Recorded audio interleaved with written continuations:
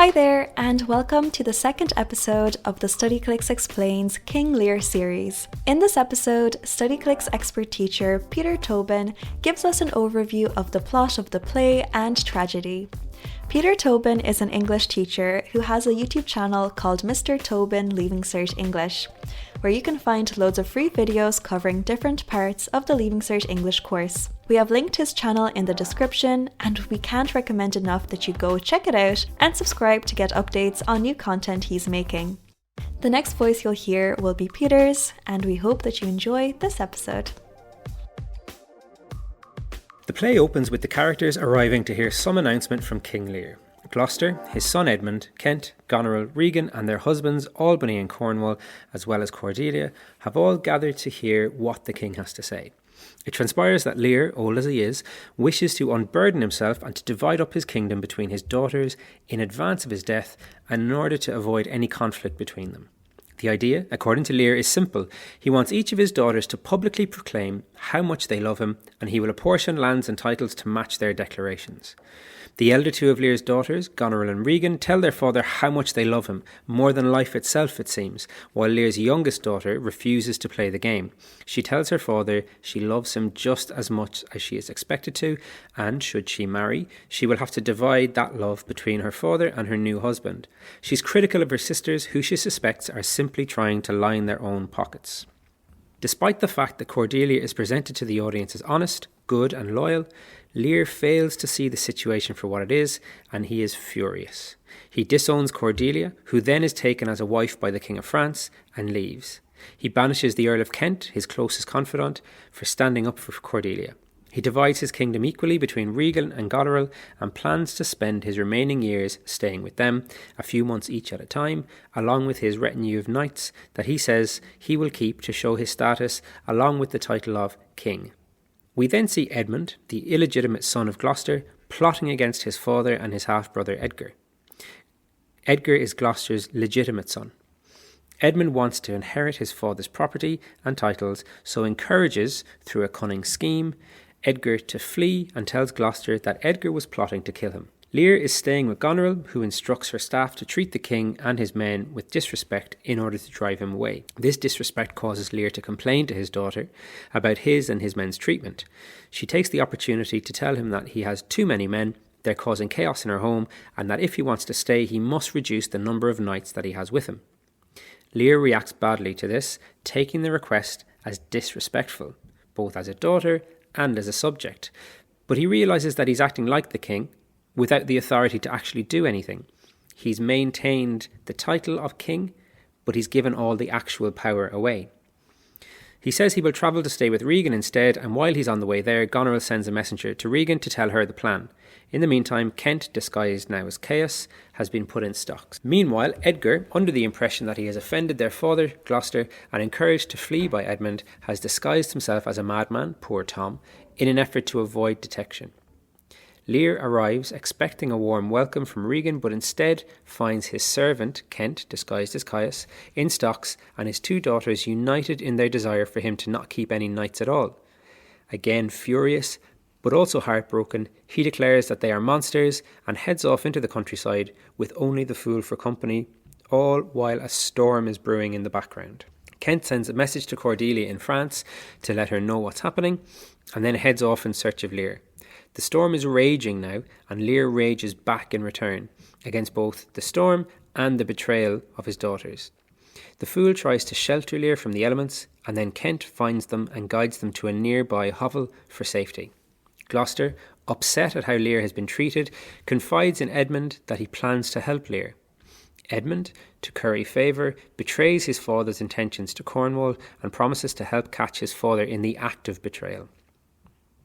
In the hovel, Lear, the fool, and Kent, as Caius, meet poor Tom, who continues to pretend to be mad to keep his identity secret. They hold a mock trial of Lear's daughters. Gloucester arrives and encourages them to flee as Regan and Cornwall are looking to capture them. Kent leads Lear to Dover in order to meet Cordelia and the French forces. Gloucester is captured by Cornwall and Regan, and Cornwall removes Gloucester's eyes as punishment while telling Gloucester that it was Edmund who betrayed him. Gloucester realises he trusted the wrong son. He is blind, but he has finally seen the truth. A servant of Gloucester's, enraged at how Cornwall has treated his master, attacks Cornwall, mortally wounding him. Edgar, disguised as poor Tom, meets Gloucester, his now blind father. He doesn't yet reveal himself and agrees to accompany him to Dover so that Gloucester can end his life. Meanwhile, Goneril and Edmund arrive to the Duke of Albany's palace and are met by Albany. He is horrified at Goneril's actions and denounces her. Goneril then plots with Edmund to kill Albany and pursue their own ambitions. The action moves then to Dover, and we see Kent discussing the imminent arrival of the French forces led by Cordelia. We also learn about her concern for her father and what she's been hearing about his madness. She arrives and sends out search parties to find him. Regan, now a widow, tries to enlist the help of her servant Oswald in killing Gloucester. She also begins to express an interest in Edmund and his ambitions. The action moves back to Dover, where the characters are beginning to congregate. Edgar, still disguised as poor Tom, leads Gloucester to the cliffs of Dover and tricks him into thinking that he has survived a miraculous fall. Lear, now completely mad, stumbles upon them and is found by Cordelia's soldiers, who take him to see her. After meeting Cordelia, he begins to recover his sanity, and Cordelia forgives him for his actions. They are reconciled. Meanwhile, Regan and Goneril are competing for Edmund. Edgar delivers a letter to Albany, revealing Goneril and Edmund's plot. Edmund debates his loyalties between the sisters and his own ambition. A battle begins between the British and French forces, and the British are victorious. Lear and Cordelia are captured. Edmund orders that they are imprisoned, but secretly sends orders for them to be executed. Goneril poisons Regan out of jealousy over Edmund. Albany confronts Edmund and reveals Goneril's plot. Edgar challenges Edmund to a duel and wounds him fatally. Goneril, realising her defeat, kills herself. Edmund, dying, tries to revoke his order to execute Lear and Cordelia, but it is too late. Lear enters with Cordelia's dead body, and he is utterly devastated by her death. Lear, heartbroken, dies, and Albany and Edgar are left to restore order in the kingdom. So, now we know what happens in the play. We're going to take a slightly closer look at the idea of tragedy in Shakespeare, and then look at the characters. So, King Lear is an example of a tragedy. That doesn't simply mean it has an unhappy or tragic ending, which it absolutely does. Instead, the idea of tragedy refers to a very specific genre of theatre that has certain conventions or rules that must be followed. Tragedy, as a form of drama, has a very long history, going back to the 5th century BC in Greece with plays by playwrights such as Sophocles, Euripides, and King Lear is an example of a Shakespearean tragedy. And there are some general features that Shakespeare's tragedies all share. So, tragic drama focuses on a single individual, whom we can call the tragic hero or the tragic protagonist. The tragic hero, in this case, Lear, should enjoy the goodwill of the audience. In Shakespearean tragedy, the hero is invariably a man of status, an eminent individual who's engaged in great events. So Lear fits that profile. He is the King of Britain, and he has a commanding presence. The tragic hero must be motivated by serious purpose or undertake a serious course of action. So Lear's serious purpose in the play is to abdicate his throne and to retire happily with Cordelia looking after him. Through that purpose or action, the tragic hero inevitably meets with grave physical and or spiritual suffering. The direction of his career in the play is always from prosperity to adversity. So in that case, Lear starts out as a strong ruler, the king of Britain, but then loses everything he holds dear by the end of the play. The hero's passage from good to bad fortune is the result of some initial and fundamental human error. This may be a false step, a miscalculation, or a defect of character. Such a defect is generally described as the hero's tragic flaw. So Lear's division of the kingdom between two evil daughters is foolish and prompted by pride and vanity, but it's not wicked or evil. So his internal flaw has caused him to make an error. He is proud and vain. External factors also have a part to play. In Shakespearean tragedy, it is very difficult to avoid the impression that fate is working against the hero from the beginning. Whatever Lear may do, he is in some sense a doomed man. The influence of order, justice and reason is extremely limited. The tragic hero's situation is organised in such a way that he has no chance of a happy outcome. It is the tragic dramatist's, in this case Shakespeare's, task to ensure that the tragic hero's activities are inseparable from disaster. If the forces supporting Lear had won the battle, allowing Lear to spend the remainder of his life in the care of Cordelia, the necessary tragic ending would be absent. So the audience must be persuaded to identify with the tragic hero in his sufferings. He must remind us strongly of our humanity so that we can see him as in some way standing for us. He must be vulnerable to extreme suffering, as Lear clearly is, and we should feel some degree of pity and fear in response to what happens to him. Lear's suffering is partly physical, but mainly mental and spiritual. His obsessive focus on filial ingratitude, so the ingratitude of his children, disturbs the balance of his mind. For the hero, recognition is the essential tragic experience. It occurs when he finally understands his character and situation. Recognition is not simply Lear's knowledge of what has happened to him, it also involves a new awareness of the unalterably fixed pattern he has created for himself through his deeds.